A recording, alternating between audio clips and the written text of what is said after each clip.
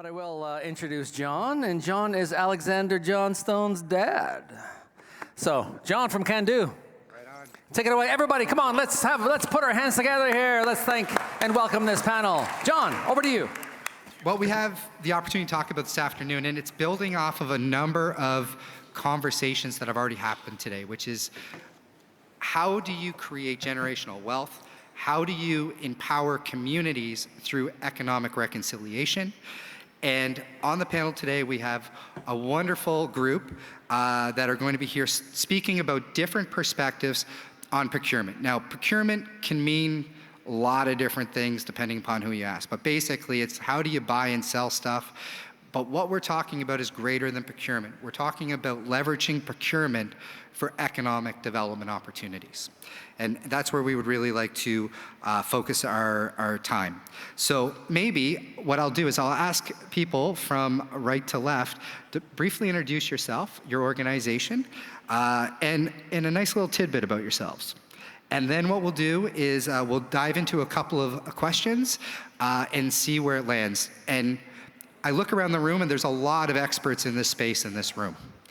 So it's wonderful that you're all here. There's people that I know have been on a journey with for probably 15 years. I see Sandy here, one of the first people I met when I joined PSPC, and always wonderful to see you. Tim Lowe is here as well. So thank you all for coming. Over to the panel, please introduce yourselves, a little bit about your organization, and then we'll jump into a couple of questions. Sego, Wade Griffin. I'm the National Director for Indigenous Engagement at BGIS. I am a Mohawk from Six Nations.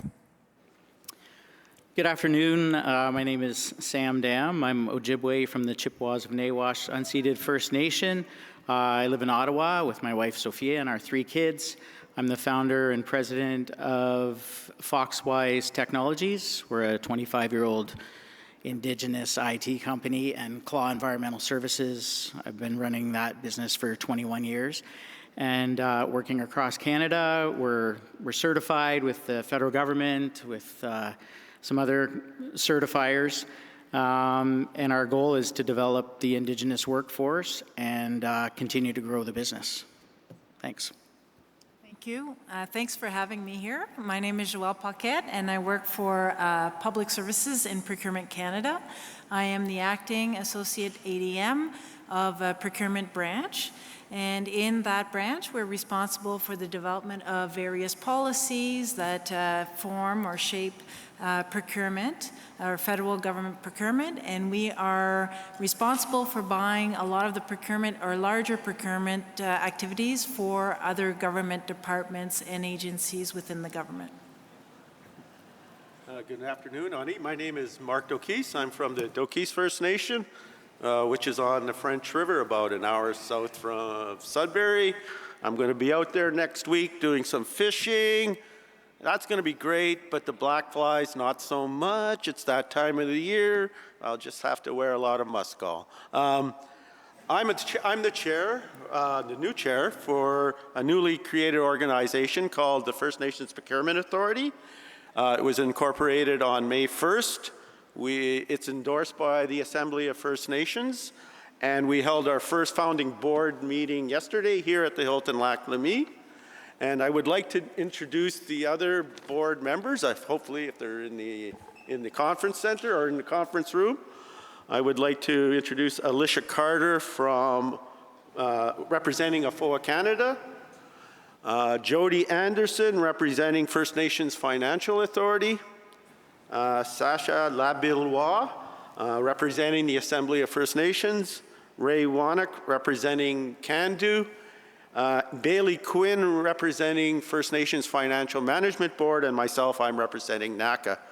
The First Nations Procurement Authority is a one-of-a-kind collaboration between leading national Indigenous economic organizations to create and operate a procurement institution that will offer a full suite of procurement services such as a First Nations business directory and certification, provide procurement-based capacity training and advisory services for First Nations businesses, government and corporate Canada, promote First Nations procurement by hosting events, contributing to policy recommendations, and monitoring results. I would also like to thank all the other individuals and organizations that helped to launch the First Nations Procurement Authority, and the First Nations Procurement Authority looks forward to partnering with Government and Corporate Canada to advance First Nations procurement in Canada.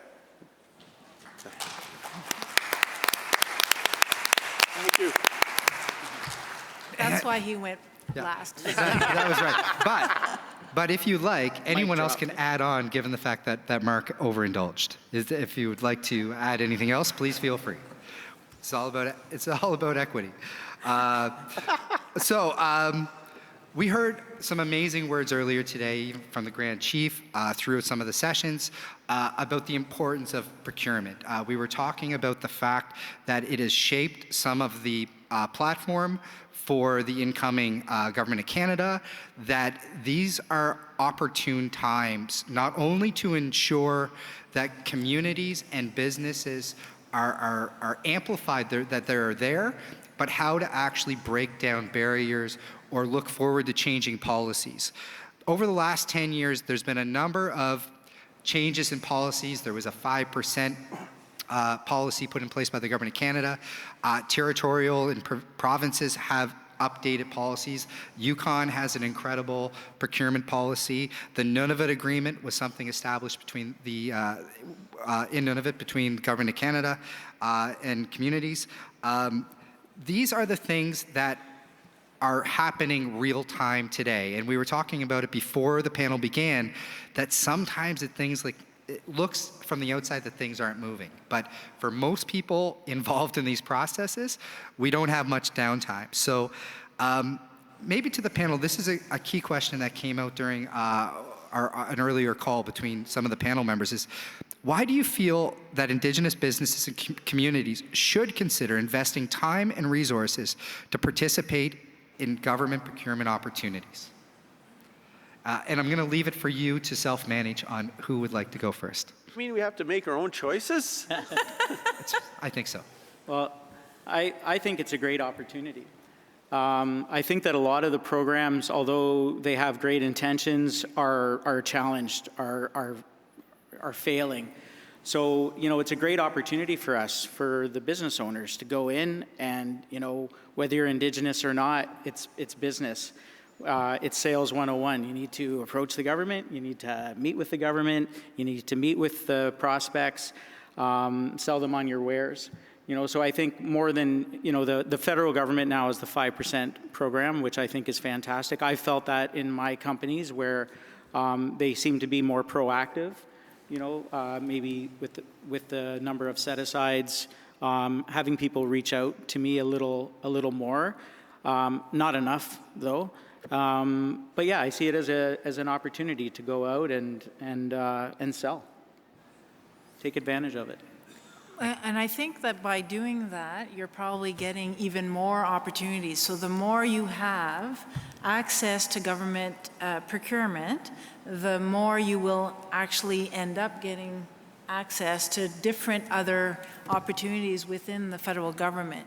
And I know it takes time, but it's building those relationships, learning about what we have to offer, learning about how procurement is being done, and there's various help centers to do that within the federal government to help both Indigenous and other types of businesses to do business with the Government of Canada.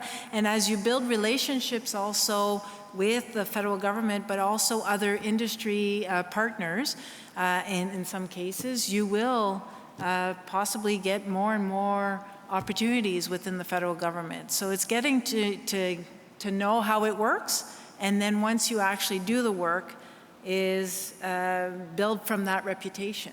And I think it's a wonderful opportunity, both for the federal government, but for yourselves as well.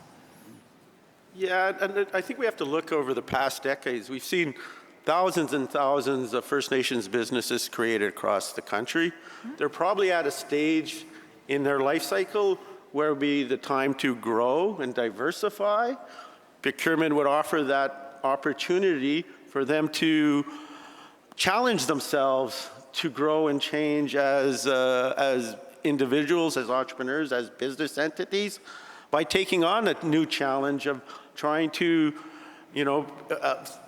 I guess, navigate that procurement marketplace. And so, there's a lot of things coming that are aligning at this point in time, the opportunities in procurement, the need to buy local, the need to diversify markets across the globe. So, if you're a First Nations business, you should really consider procurement as a new opportunity for you and a new opportunity for you to grow. And, the ultimate goal of the First Nations Procurement Authority was to assist First Nations businesses to gain that confidence so they can navigate within that complex procurement ecosystem.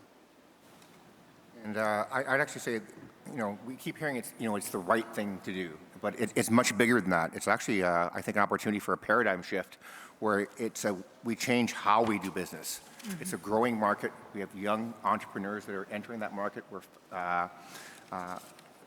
growing faster than the rest of the Canadian population. I can't remember the exact numbers, but I know it's somewhere around 9 times more. So I think it's a real opportunity that's quickly becoming an obligation as well. The businesses almost have that obligation to take part in this in order to grow for themselves and for their communities. Yeah, great.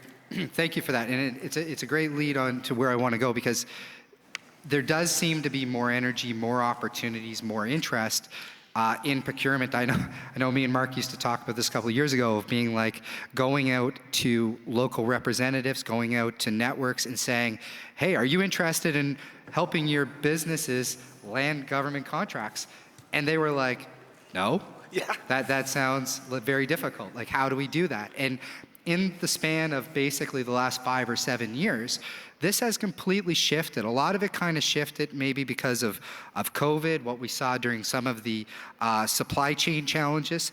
But now it seems like there is all of this opportunity, all of these programs.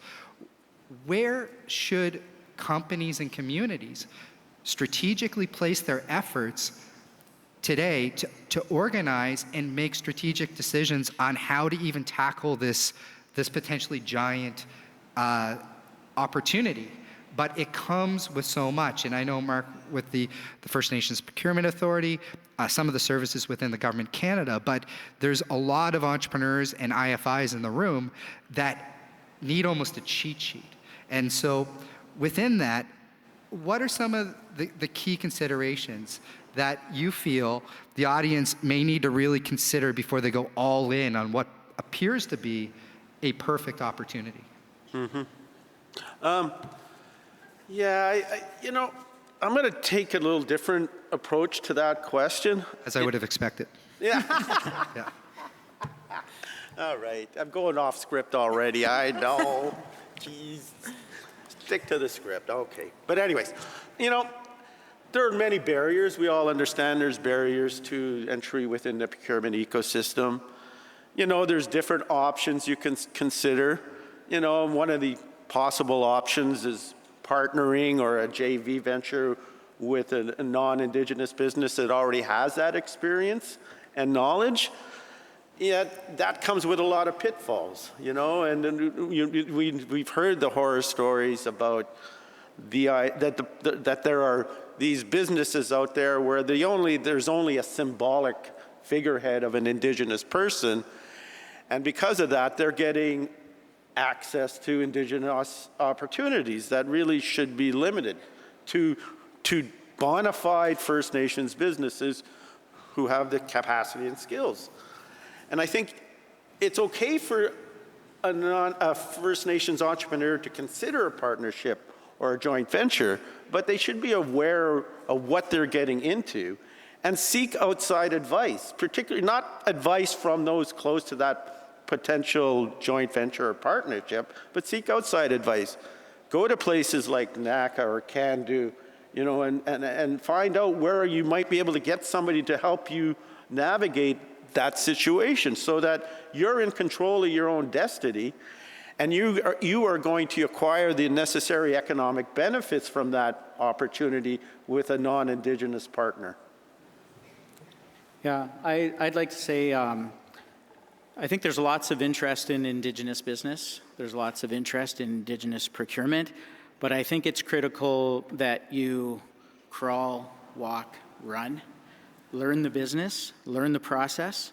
Don't grow too fast. I've seen businesses go under because, they're Indigenous, there's a set aside, they put in a bid, they get a lot of help, suddenly they win a multi-million-dollar contract and it's maybe their second contract or third contract. I've seen it happen. I think we need to be really, really aware. You have to mature into this. You start off doing small bids, $25,000 bids, and then you grow from there. You have to understand the bid language, and then you can start to do that. And I think, Mark, with what you said, you won't get yourself into trouble. Like you have to grow into this. There's lots of people that will approach a young entrepreneur, but they're maybe not ready at that particular time. So I think it's important that you have to learn the language. You have to learn how to respond to a bid. You have to learn how to work with the banks, how to work with the insurance companies, et cetera, et cetera. So I think it's something that I know I get approached a lot to partner on all kinds of crazy things. But I think it's important that you know who you are and you grow into this. Be careful of those opportunities that look too good because, they probably are too good to be true, kind of thing. Yeah. Well, I'll go in a very different direction. So you're talking about the great opportunity and being careful of those opportunities. From a federal government perspective, we're looking at barriers that are being identified by Indigenous firms of actually entering the market. So when we look at those barriers, we're looking at what policies do we have in place, what legislative act is in place that will actually impede us from making those changes, or can we actually make those changes? And in the last year, I could say we have strive to make certain changes, especially like in the construction business, for example. Bonding seems to be a very big impediment for Indigenous businesses to be able to get the financial security that they require to get a contract. So in order to help the Indigenous community, we've removed the bonding requirement for contracts up to $500,000 instead of $100,000. We're now starting another pilot where we'll look at different construction in different areas and possibly remove that security requirement as well in those particular. So there's certain things that we can do. We just need to explore. It takes us a bit of time to get there, but we explore, and that may be the opportunity of a lifetime for many businesses when you see that. And it's not just for Indigenous, it's been being done for everyone, but for Indigenous businesses, I know it has been a major barrier for the bonding or for the financial security.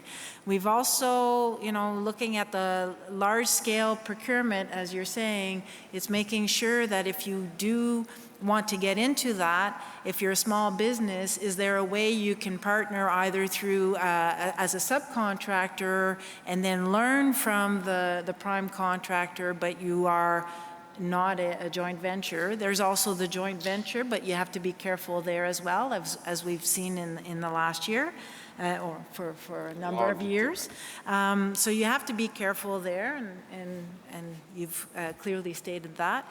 And then another way that we've helped Indigenous firms is from a security clearance. So security clearance takes a long time.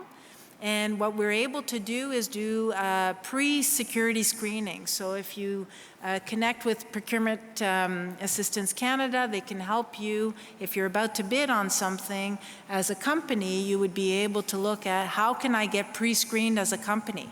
Once you're pre-screened as a company, some of your employees might get pre-screened. So then when you get into the procurement process and you're about to get awarded a contract, you're no longer having to wait that other 6 months to a year before the security screening is done and have a lost opportunity. So those are some of the barriers we've looked at and seen how we can actually improve the system.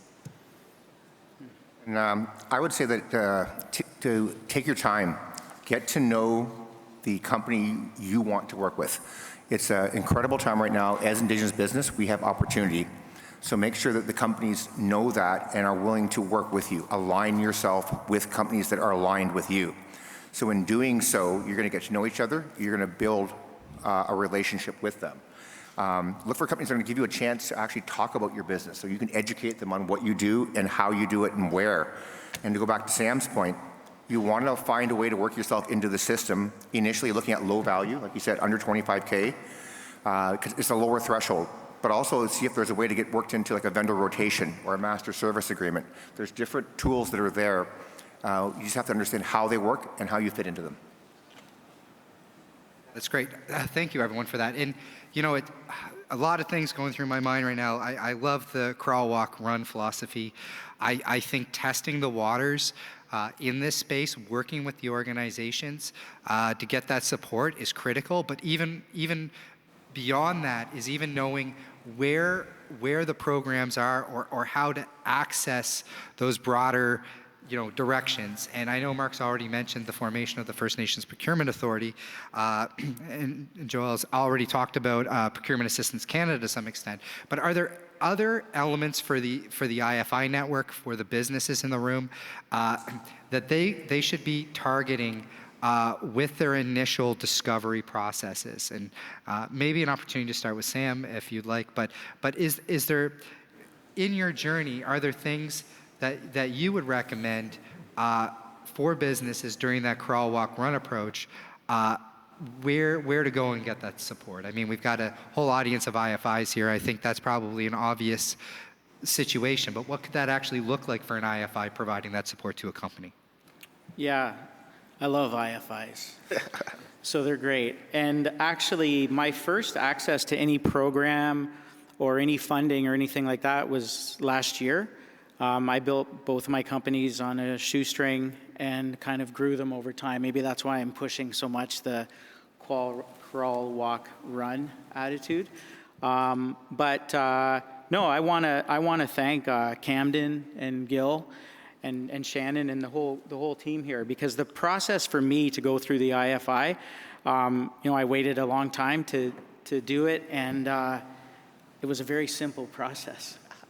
I couldn't believe it. It was amazing. And here's a grant and here's some funding to help you grow your business. And it's definitely had an impact on me.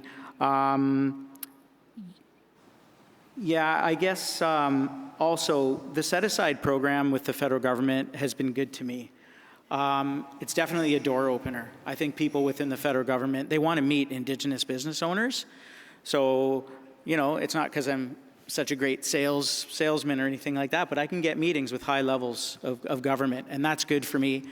I think that's important too, where you gotta be in front of the client. I had to move to Ottawa from my community, which is near Wyerton, Ontario, Southern Ontario, to do this, and I think it's paid off. The set-asides have worked, have been good. I think we get in there as a normal business and we wow them with our service and our pricing, and then the word gets around, hey, I ordered this product and this service and it was delivered on time and the price was great, and guess what? It's an Indigenous company. So I'm now going to count that procurement through for or towards my PSIB goals, I guess, or quotas these days. And then CCIB, I go to their website, I take a look at their PAR, or maybe it's PAIR program now, and it's a call list. I just start at the top and work my way down. Say, you guys are interested in Indigenous procurement? We're an Indigenous company. Can I come in and meet you and explain who I am and explain my business? So those are some of the things that I've done to take. Yeah. John, I'd like to say something. Maybe there's a challenge that go out to IFIs and EDOs, to really think about the business inventory you have and who could you direct to these new opportunities. Because I think that's a key problem out there right now. We don't have a good understanding of the capacity and number of Indigenouses out in the marketplace.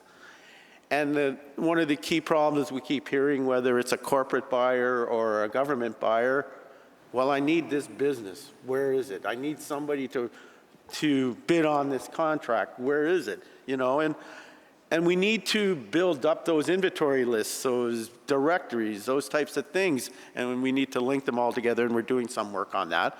But I do think that EDOs and IFI should be thinking about how they can assist their clients to think about greater opportunities, whether it's procurement, whether it's exporting or international trade, or even diversifying their business, the type of businesses they're already in. Great, thank you. And I keep looking back, like I wonder if this is from the James Webb Telescope. Because keep seeing, Mark out, and the panel is out in the universe here, in the ether. It's really cool from this angle. Wait, maybe from the other side of this, like from the prime contractor, the big industrial procurement machine that you've been involved with, how do you see that connection point happen? And how do primes have a role in providing the understanding of what their demands are and where the support is for Indigenous businesses and communities? Sure. So one of the tools that we've put together, and when I say we, the team that I have an Eastern manager and a Western manager, and they're doing a lot of this work. We've put together vendor engagement workshops. We know that we have an obligation to educate the vendors about the opportunities that exist at BGIS. So we get out there and we do it in two ways. One is we do workshops in community. We don't expect the businesses to give up a day of work to come hear about the opportunities that we have. So we know that we have to work with them. So part of that is doing the initial outreach and just asking, one, when would be convenient for you? What day of the week, what time of the day? And then two, we also pair that with a urban outreach as well, which is the typical outreach we have. So we've run pilot projects, one in the east, one in the west. We're now looking for communities to work with because we're actively interested, but it's going to be driven by the communities that are interested in doing it as well. The relationships we built by having these workshops have led to what we call sharing circles. So the vendors that we meet, we then introduce them to our team. So we have procurement members, project members, national leadership members that are hearing it from the businesses in their own words about where they work and what they do. They're now getting this in their head, it's fresh, and they're working this into programs. The programs that we're currently looking at initiating in the NCR is vendor rotation programs for general contractors and Indigenous construction management firms, as well as targeted tenders. And this is more geared towards goods and materials. So when we know we have a list of something, we reach out to the Indigenous suppliers that we've built relationships with, ask them if they're interested in bidding on this, and then we can have a tender that's been built for success right from the ground up.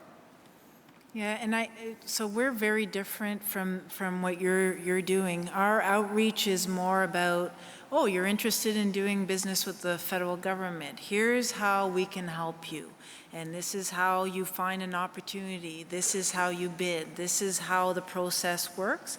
And it's being done through Procurement Assistance Canada, and we do a lot of, we do some one-on-one meetings, but we also do a lot of conferences across Canada. We have 6 offices throughout Canada, and we actually do a lot of outreach also with Indigenous businesses and peoples and different associations. But it's basically learning how to navigate the system. And if ever you see an opportunity in there where you know your business could probably contribute, but you don't know how, you just give them a call, they'll actually explain certain things.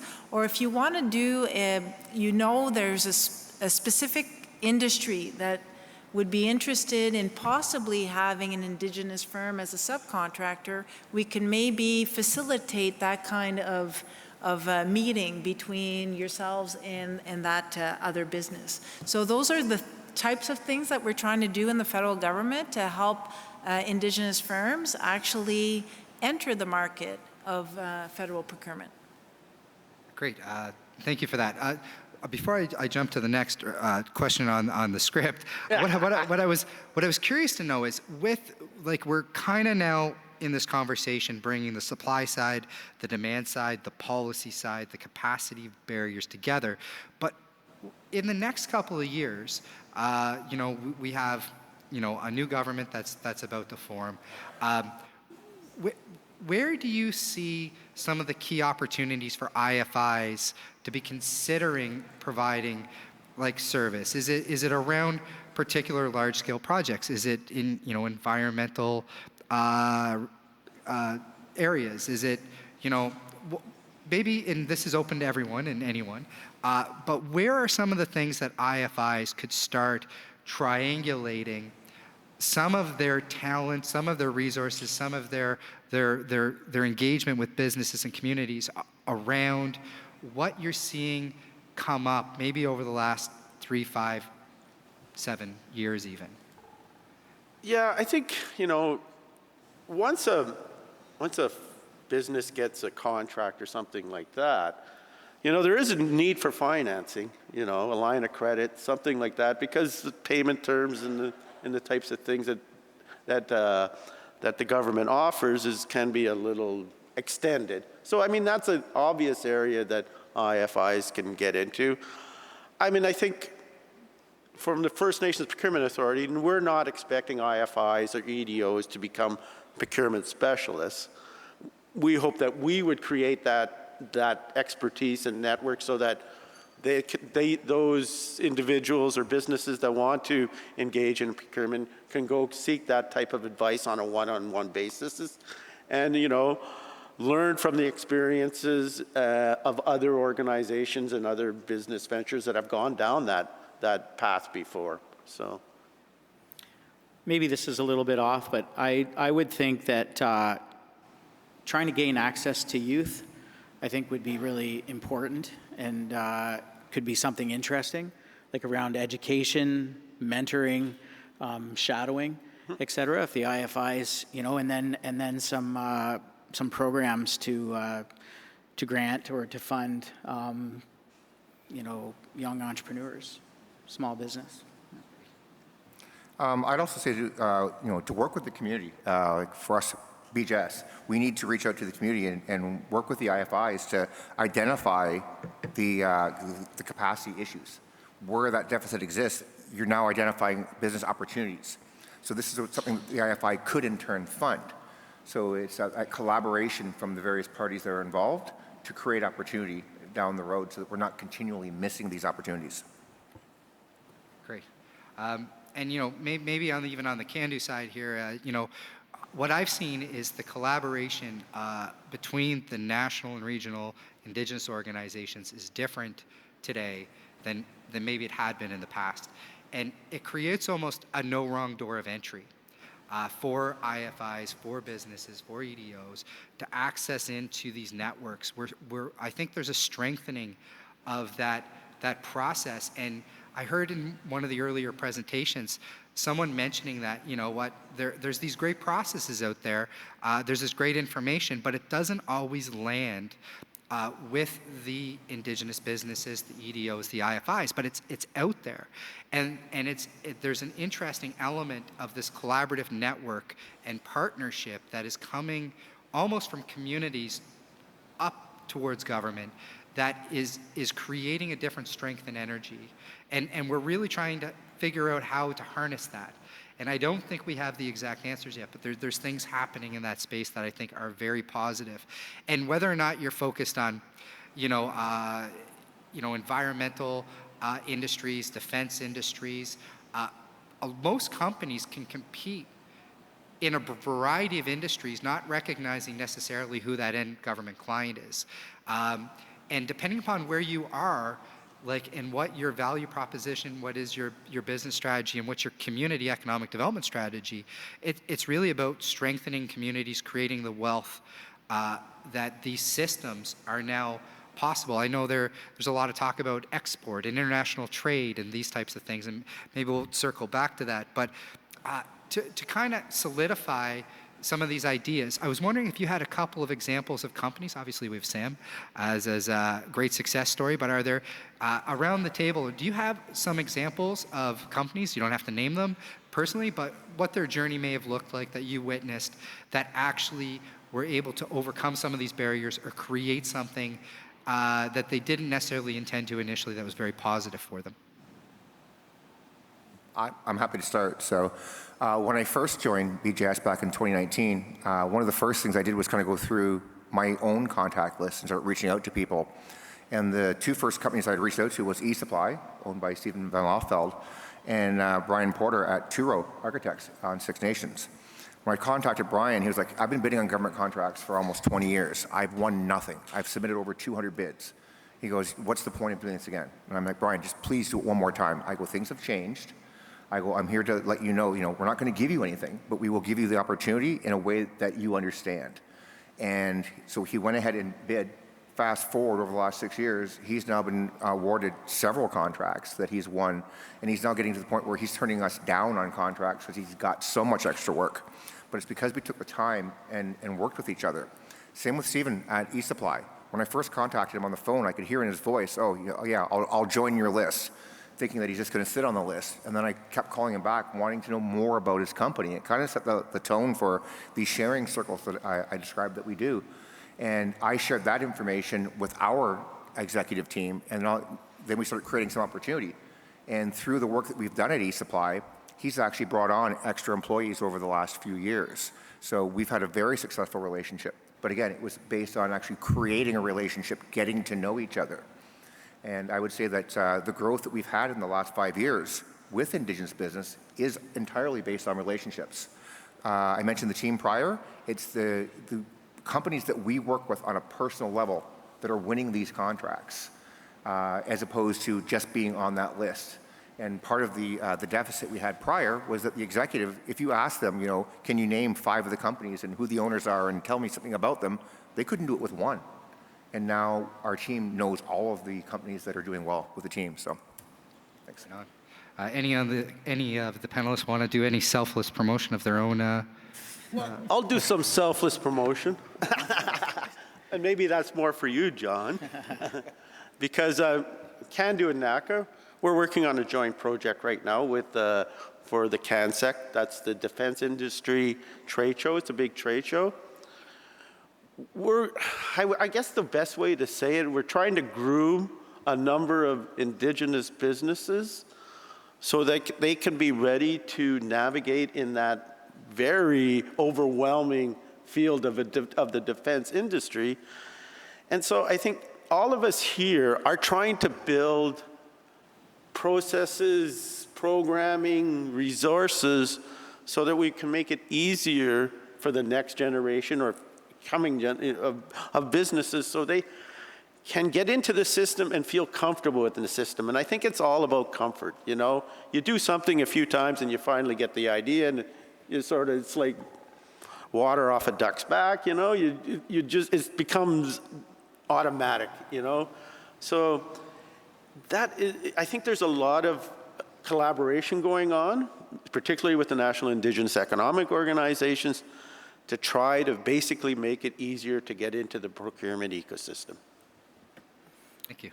Yeah, I'd like to mention one company, Makwa Development. The founder is my first cousin, Scott Lee, from the Chippewas of Nawash. And Makwa Development was started. They really worked hard to stay and stick to their own terms. Lots of interest in their business. They're working in energy sector, nuclear, but they've really stuck to their guns, and they've grown the business organically. Over the years, it's 100% Indigenous. I think they're doing it right. You can see some impact in the community as well. It's nice, like success breeds success. So it's nice to see that, you can look at it and go, well, hey, if Scott can do it, I can do it. And you get kids that are asking questions, and I think that's really important. Actually, I'd like to add something too. Mark mentioned process, and kind of a pat on the back for John. I attended a PAC CANDU shared event in Calgary, actually Sutina, back in January, where they actually walked Indigenous businesses through the tendering process, and they walked them through an open tender, and they showed them how it was scored. I think we need to have more of these workshops to let people know how you need to go through this, and that it is a lot of work, and that you do get surprised at how things are scored, but it's a learning process. And that when you don't win, it's not necessarily a personal failure. It's a chance to learn to get better at this and get more selective when you do present tenders. Thank you. Yeah. And well, and on that note too, that session we held in Calgary, we actually brought together the procurement team that evaluated the contracts and put them in the room with Indigenous entrepreneurs. And they had never been in the same room together. They'd never gone, like they had to look at each other and do a debrief. They had to, and it was through the School of Procurement Modernization. So these are all the procurement officers of the future that we're working with to try to shape this conversation so it's not adversarial. It's not hidden behind email. It's actually right in front, and it actually changes the dynamic. And this is a perfect segue to my next question. Because the other thing we did during that session is that we ran a blind during the process, where what we did was, while we had 4 teams that were doing the procurement, we pumped all the procurement documents into ChatGPT. And we had ChatGPT be the 5th group to see what it would look like for an AI simple generated response. And we did a couple of things in the strategy. First of all, we had the AI machine learning review the document in literally 3 seconds to give all the mandatory criteria. This could be done for an IFI that's looking at grants and contributions. This could be done around procurement. It could be done about anything. So, but what we found was that it was obvious that it was not done by one of the 4 groups, but it was a good start. And it gave a bunch of information to a company, to an IFI, to an EDO that they may have never found in a 300-page document to buy ice cream.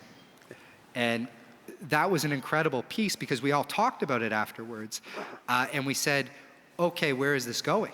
So to the audience, I mean, if you want to look in your crystal ball or hop on ChatGPT, like, what do you think the impacts or the possible options are moving forward? And I'm not talking about, you know, taking over all the jobs or doing this stuff. I'm talking about just making it easier for IFIs, businesses, EDOs to get through their backlog of administration and participate in these types of programs or access the funding or access the support at an accelerated rate. That RFP that we looked at may have taken some people 2 weeks to do.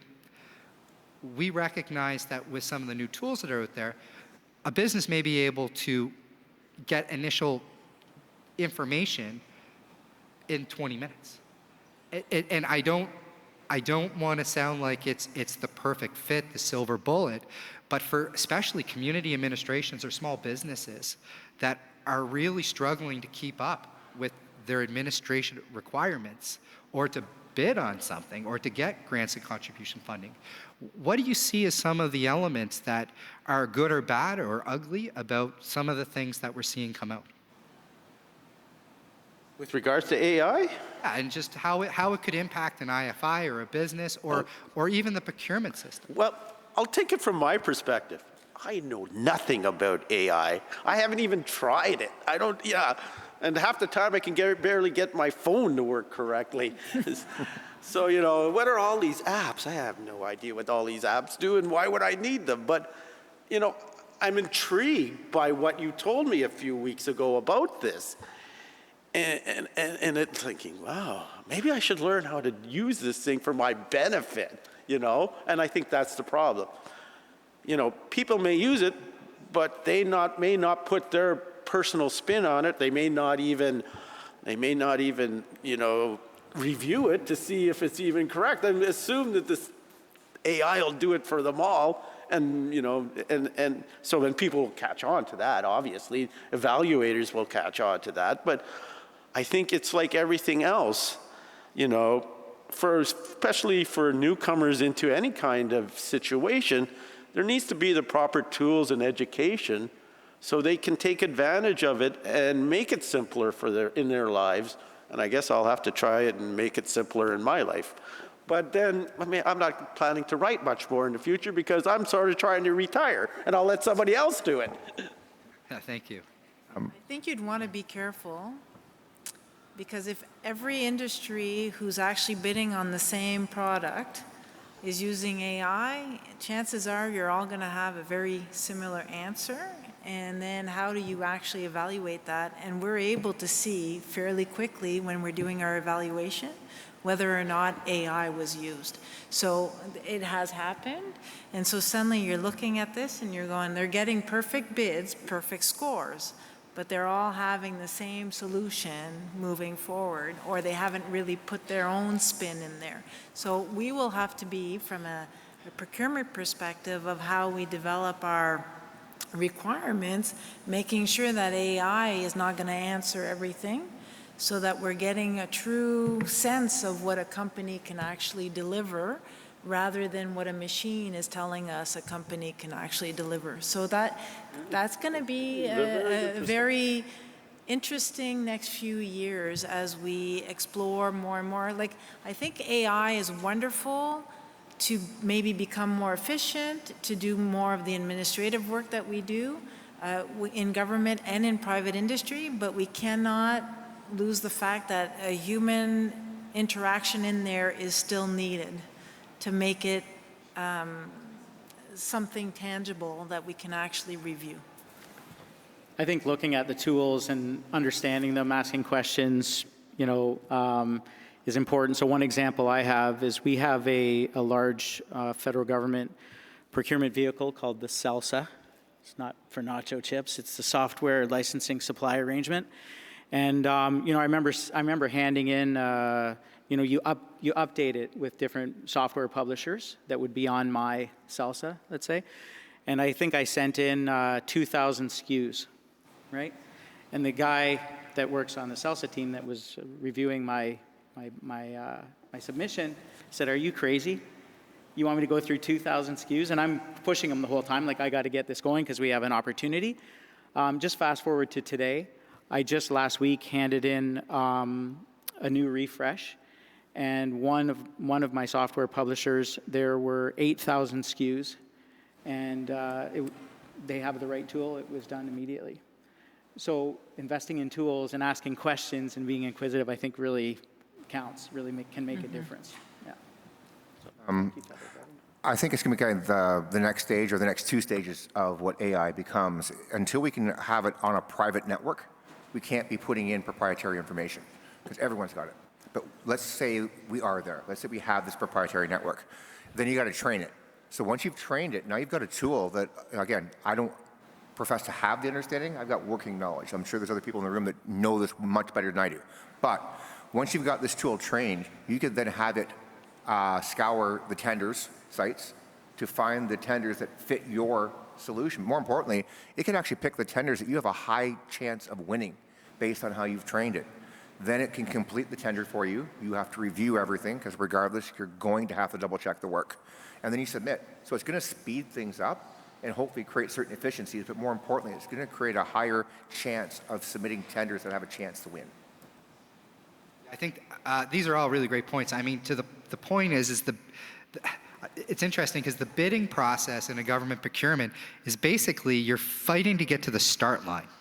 So the thing that happens is through the bidding process, you just want to make it to the start line. The problem is who shows up at the start line, right? And are they competent? Are they capable? Do they have relationships? And I mean, in my opinion, as a non-Indigenous person, this is where there's great opportunity for leadership in the Indigenous community around partnerships and relationships and understanding that it is the people and the understanding of trends over a long period of time and what good looks like that will supersede the person who only does a submission by AI. Because again, with these processes, you can get to the start line, but once you get over that start line, someone has to show up and own a relationship, right? Whether it's with a prime contractor, with the government of Canada. And what we're seeing is that it's great to expedite the process, but once you get over the start line, the delivery is the proof in the pudding, or whatever analogy you'd like to use on it. So thank you for that. I think that's an extraordinary, interesting topic for most people in the room. I do see that we've got some time left. I don't know if we could take a couple of questions from the audience, if that is an option, but certainly just putting the panel out there, that if people had a couple of questions or comments about any of the conversation, that I think we'd love to hear it. Thanks, John. There are While some you're waiting- runners oh, you for got one? microphones over Oh. here, so we do have Okay. the capability of getting questions. Okay. Well, while we're just doing that, please wait. No, I was just going to say, I think that you mentioned the start line, and it's really important. The Indigenous business market in general is, we heard earlier on, we're late to the table, but we're here, and we need to find ways to accelerate. I think one of the things we need to do is create a talent pool of procurement professionals that can act on behalf and in the best interest of Indigenous business to help level that playing field. The big corporations have teams already that work for them. If we have this particular team, that will help level that playing field for us as we go forward and empower Indigenous business and encourage that success. Thank you. To the audience. Yeah. Hello. Ani Boju, Jody Anderson, Indigenous Cause, Kuchijing, and Dojabao. I also work for the First Nations Finance Authority, and thank you for having us today. Just a couple of questions. Thank you all for your comments. I would like to direct a couple of my comments towards Canada in terms of, I see that you're taking some of the recommendations of moving the $100,000 bonding threshold to $500,000, which is great. But what this is doing is only moving the risk down the road. It doesn't actually remove the risk, or it doesn't remove the barrier of equitable bonding for First Nation contractors. What we really need is an option that can work as an alternative to assets because of Section 89 that are limited in terms of using as collateral. So I would challenge the government to continue this conversation in looking for solutions as opposed to alternatives that are not yet equitable. The other option that I would like to raise is when bonding is available, our entrepreneurs and our contractors still have the barrier of access to capital, again, because of Section 89. So while we're looking at smaller contracts, it doesn't allow us to bid on larger contracts because the ability to gain access to actually procure the materials required for these larger projects is prohibited. So it's a sequential challenge that we're seeing, and they work hand in hand, but I know that NACA, along with the other institutions, are supplying solutions that could be looked at. I know there's a lot of talk about having Indigenous contractors as subs. We want to be the primes on these larger contracts. We have the ability, we have the capacity to do it. We just need the legislative barriers to be removed so that we can be. Thank you. Thank you. Right now, we've decided to actually remove some of those barriers to a certain extent, and I understand that is not sufficient from what you're saying, and I guess we're going to have to continue working together to see if there is more that can be done, and I know that we are starting some pilots, but I can't tell you that I'm going to make any changes today, but we're certainly going to listen and see what we can do and try to move even further moving forward. Thank you. Any other comments around the room? It's so bright out here. Mr. Lowe? Microphone up here, please. Thank you. Yes. Oh, the NACA team is awesome. Thanks, John. Tim Lowe, Dishinikashun is Tim Lowe. I'm the president of All Nations Trust Company out of Kamloops. But I've had the real great opportunity of working with Procurement Assistance Canada in BC for a couple of years. And just wanted to give a shout out to PAC for the great work that they do, and that we had a lot of conversations with the IFIs in BC about working with PAC. And I was just talking to Pat about this. The opportunity for IFIs is to communicate some of these opportunities to our client bases. And then if there are those businesses that feel like they're ready to go ahead, we could also, our office then can refer them to PAC to get that support that they need. The IFIs are not resourced to do those kinds of things, but PAC's a perfect opportunity. So we could refer those businesses that are interested to the PAC offices who are more than willing to help. So that's a great opportunity. But another comment I've got, and John brought this up in discussions that he's had over the years, but timing. Timing is a real big issue. And I think that the Indigenous business community needs, and communities where some of these larger projects might be being planned on, they need to know a lot sooner in the process. They need to be advised of these opportunities at the beginning of the planning process so that they can get ready to bid on those opportunities when they might come down the road, 2 or 3 years down the road. Because timing is a real crunch. Lots of times there's a lot of work being done behind closed doors, planning within the government, buying community, and lots of bureaucracy involved in some of these things. And by the time it gets to the actual buyer that sends out to the tender, people have like 30, 40 days to put in these large RFPs and all these things. It's just too much time crunch, both for the buyer, who's being pressured to get the tender out, and from the supplier side, who is getting pressured to get the deal in. So there just needs to be a lot more time built into the process so people can get ready for these things. And if they're longer term things, there's a lot of capacity building that can happen if that timing issue would be looked at. Yeah, Tim, and I think one of the big problems with the participation plan process, whatever you want to call it, is that they're not co-authored. You know, it's, here's something, you're delivered it, now you got to respond to it in 30, 60 days or whatever it is.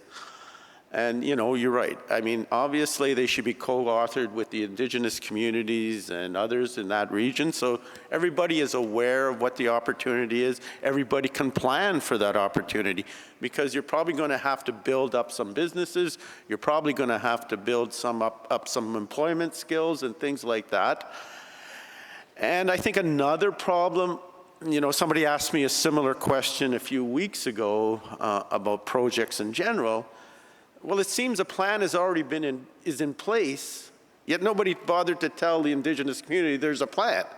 Well, I think the process needs to start at the idea, not at the plan, so that there, you know, you can, I guess, in some ways streamline some of the hurdles you may face, because suddenly people are upset with what you have or what you've presented. So, yeah, I think obviously it has to start sooner. It has to be co-authored, you know, and sometimes you might have to do a paradigm shift and try and pursue something else. You'll learn this knowledge through building up those relationships and informing others earlier. Thank you for that. Last point to Sam. I just want to throw this out there as just an alternative. Wouldn't it be up to the business, the individual business, to be on top, if they're working in a certain industry, to be on top of that industry and understand when these opportunities are coming out? Like I run sales teams, and somebody will come into my office and say, "Oh, you're working on a bid for national defense. That's great. It's my account." I'm like, "Well, did you know this opportunity for X hundreds of thousands of dollars was coming out?" "Well, no." "Well, I can't compensate you for that. Like, you didn't know, you didn't do the work." And respectfully, and it's kind of a question from me. It's like, I'm meeting with clients and governments and people all the time, and that's how I find out about opportunities. For me, if something comes out on an open bidding system like buy and sell or a Merck's or something, it's too late. It's too late. Somebody's already developed that opportunity, has been working that opportunity, et cetera. So I just wanted to throw that out there. Great. I think we're at time. I'd like to thank all of our panelists. This was wonderful. One more question. Oh, we got one more. Let's go. Where's the question? Down the back. Sorry. Thank you. I've been waiting patiently. Jeff. That's okay. My name's Jeff Provo. I'm representing MCW Group of Companies. We're electrical and mechanical engineers. So I'm coming at this from a corporate Canada perspective, which is a little bit different. But I just want to identify one of the barriers that we've been facing from corporate Canada in trying to help move the needle on economic reconciliation is the fact, and this is probably directed mostly to Joelle, and hopefully she can give me some update, is that we're mandated when we have Government of Canada contracts, we have both the minimum 5% of total project cost has to go towards Indigenous businesses. Fine, that's great, and we treat that as a basement, not a ceiling. And then we have the second challenge, which is a minimum 5% total employment hours have to go towards Indigenous peoples as well. And that's to prevent corporate Canada from giving one big contract. So I'm all in favor of that. We love that. It's hopefully starting to move the needle. The challenge we have is the only Indigenous businesses that we can use that qualify for that minimum 5% have to be on the Indigenous Business Directory, one directory. And across Canada, we have probably 100 different directories. I have friends here from my nation, from the Manitoba Métis Federation, the Louis Riel Capital Corporation have an awesome list for Métis that's verified. I'm a board director of CCIB. They have an awesome list that's verified, but I can't use those lists as corporate Canada to award contracts, even though I know they're Indigenous. I personally know they're Indigenous. So unless they go on that one list, the Indigenous Business Directory, they don't qualify for being able to participate in federal government contracts. That's a barrier. And corporate Canada has been identifying this for a decade. So put aside that the list itself has its challenges with verification. Is there a movement now to start certifying some of these other lists so that Indigenous people can actually bid on these contracts, be awarded, or have corporate Canada that's already done the heavy lifting and won the contracts, who have the mandates for participation, so that we can award contracts to Indigenous businesses? And let's move the needle instead of keep talking about, all the barriers and challenges that we're doing. Thank you, Miigwech. So I know you're looking at me because I'm representing Canada, and I know we're supposed to be not siloed. I represent from the procurement perspective, and you're talking about the Indigenous Services Canada's PSIB program and their actual list. My understanding is that Indigenous Services Canada is looking and working with different Indigenous communities on what can be done differently. And of course, all of this will have to be presented to the new government. The new government will have to weigh in on this, and then possibly things will change. In the meantime, we understand the frustration of the PSIB program. It has come out at committee. It has been front and center in the news. And we're supportive of making some changes, but those things do take time, unfortunately. As much as we'd like to move quickly, we are a big, complex organization, and sometimes as much as we'd like to change tomorrow, it doesn't always happen that way. I'll say something. I think one of the goals that all the leading national Indigenous economic organizations would like to see is the devolvement of the IBD to an Indigenous organization. In this case, that would be the First Nations Procurement Authority, to manage a First Nations business list and verify a First Nations business list. And then the question becomes, well, right now, I don't understand this, but why would BGIS have to go to IBD list to put out a subcontract, there doesn't seem to be any rationality around that, because it's a subcontract. It's not a contract with the Government of Canada. So I don't know. It's something that needs to be addressed, I guess, right now. But in the long term, we would look to manage our own lists. Yeah, the list is against the 5%. Doesn't mean as an Indigenous firm, you're not going to get some contracts. You're just not going to be counted against that 5%, because I believe there are other firms that are Indigenous that are not part of the PSIM that do win some Yeah, but it's up to it's up to the prime contractor to report that back. So I still don't know why you would need that IBD list if the prime contractor is reporting reporting back. If he got it off, I don't know, some IFI list in BC, and he gave a contract to that person, I don't know why it would need to be on the IBD list. If he reports, yeah, we have these businesses, here they are. Actually, for BJS, we do two things.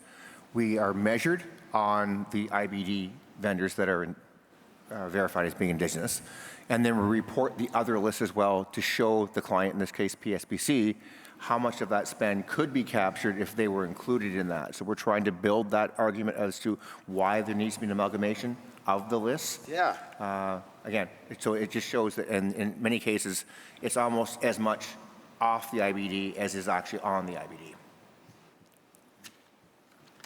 Okay, well, I think that does the full round. Everyone good? All right, thank you.